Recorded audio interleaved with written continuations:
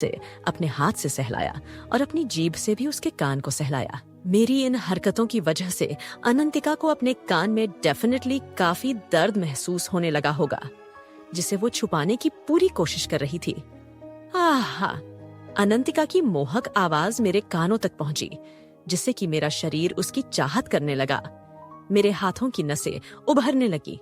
मैं अपने एक हाथ को अनंतिका की कमर से नीचे ले जाते हुए उसकी बॉडी को महसूस करना चाहता था। उम्मम, मुझसे दूर हटो, अनंतिका ने मौन करते हुए कहा। तभी अचानक कोई कमरे के अंदर दाखिल हुआ। मैंने अपनी तेज नजर से उस आदमी को घूर कर देखा। आदमी को यह दिखाई दिया कि मेरे आगे कोई लड़की लेटी हुई थी और उसके कपड़े भी अस्त व्यस्त हुए पड़े थे, मगर उसे न ही उसे लड़की का चेहरा दिखाई दिया और न ही उसका बिना पर्दे का शरीर दिखाई दिया। बस वो मेरी डरावनी आंखों को देखकर ही डर गया और जल्दी से केबिन से बाहर चला गया। इस बीच अनंतिका को मौका मिल गया और वो बैठी और मैंने अपनी शर्ट के दोनों कोनों को खींचकर अपने उभारों को ढकने की कोशिश की। उसकी ये चालाकी मेरी नजरों में थी। जैसे ही मैंने अपने पैरों को हिलाया, मैंने अपना सिर उसकी ओर घुमाया और अब उसको देखने लगा। वो बोली, बॉस, आप ये क्या कर रहे हैं? मैं इस तरह का काम नहीं करना चाहती।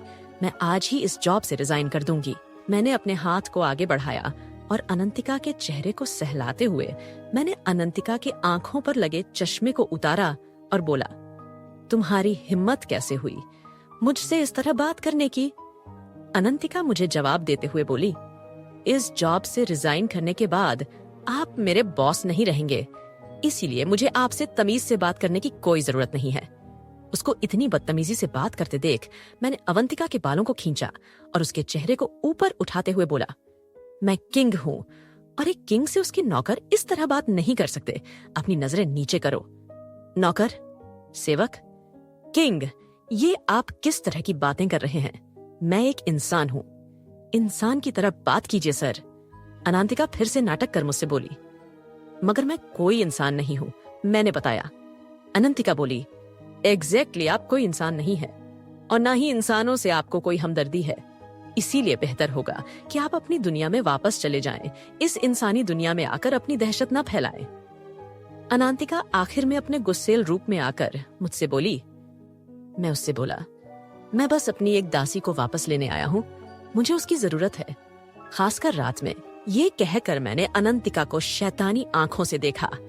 अनंतिका टेबल से नीचे उतरी, तभी मैंने उसके हाथ को पकड़ा। अनंतिका ने मेरे चंगुल से छूटने के लिए मुझे लात मारी, मगर मेरे पैर लोहे जितने मजबूत थे, जिसकी वजह से अनंतिका को ऐसा लगा जैसे कि उसका पैर किसी मजबूत चीज से टकराकर घायल हो गया हो। वो दर्द से नीचे बैठी। तभी मैंने उसके बालों को समेटकर उसके चेहरे को ऊपर उठाते हुए उसे देखा। फिर मैंने अपनी बेल्ट को खोलने के लिए अपना हाथ आगे बढ़ाया। तभी अचानक फिर से उस केबिन का दरवाजा खुला और इस बार एक लड़की अंदर आई। मैंने अनंतिका के बालों को छोड़ा।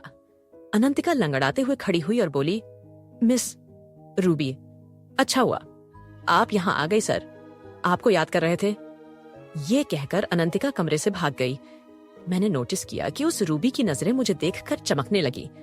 उस लड़की ने बेशर्मी से अपनी शर्ट के बटन को खोल और मेरे पास आते हुए बोली, मैं आपकी किस तरह हेल्प कर सकती हूँ? उसने मेरी लस्ट भरी आंखों को नोटिस किया। उसे लगा कि शायद मैं ऐसा इंसान हूँ जिसे सिर्फ लड़कियों की जरूरत होती है। अपनी टॉप को खोलते हुए रूबी घुटने टेक कर नीचे बैठ गई और उसने अपने हाथ को आगे बढ़कर मेरी पेंट को छुआ। जैसे ही वो मेरी बेल्ट को खोलने लगी, मैंने उसका हाथ इतनी मजबूती के साथ पकड़ा कि जरूर रूबी को अपने हाथ की हड्डियां टूटती महसूस हुई होंगी। उसके हाथ को पकड़ने के बाद मैंने उसे धक्का दिया और मैं अनंतिका की तलाश में कमरे से बाहर निकल गया। 5 कहानी। अनंतिका के नजरिए से मैं टूटे हुए बटन वाली अपनी शर्ट को गांठ लगाकर ऑफिस से बाहर निकली और जल्दी से अपनी स्कूटी लेकर उसे ड्राइव करते हुए दीप के चंगुल से भागने लगी। मैं 1 महीने से एक घर में जाकर छुपी हुई थी, जिस घर में मुझे दिशा ने पनाह दी थी। जब मैं कमरे में पहुंची तो दिशा बिस्तर पर लेटे हुए रोमांटिक मूवीज देख रही थी। उसने मुझको घबराए हुए देखा तो पूछा, क्या हुआ?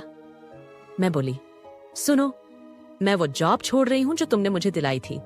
मैं अब दोबारा वहां नहीं जा सकती। दिशा ने लैपटॉप में चल रही मूवी को बंद किया और मेरे कपड़ों को देखा और बोली, ये सब तुम्हारे साथ किसने किया? ओह माय गॉड, क्या ऑफिस में किसी ने तुम्हारे साथ बदतमीजी की?